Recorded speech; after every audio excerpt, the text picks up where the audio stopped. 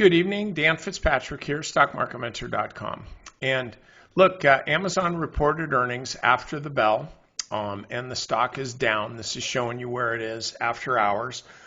They missed on their earnings, but they beat on their revenue. Okay, I think I would rather have it that way than the other way around, to where they missed on their revenue, but they beat on their earnings, because earnings can be massaged. Revenue, really can't be.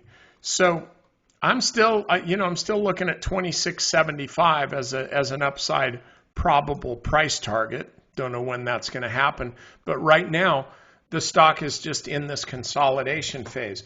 Well, this is the thing.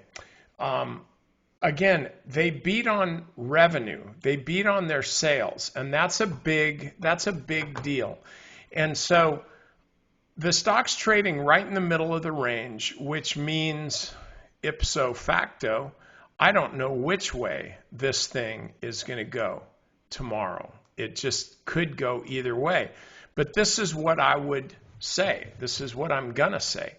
If the stock runs above, if it runs out of this box here, if it runs up, we'll call it above today's intraday high, we'll say 2470, If this runs up above 2470 tomorrow, I think you want to buy this stock. I mean, just literally buy the stock and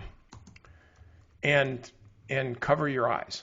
Because the only way the stock is going to go higher tomorrow is if traders are looking past the earnings and they're literally looking at the revenue going, well, hey, man, in this economy, kind of makes sense that Amazon would be doing so well. That's fine. But all we care about is what the stock is doing, not what you're thinking or what I'm thinking. And so let's pay attention to this.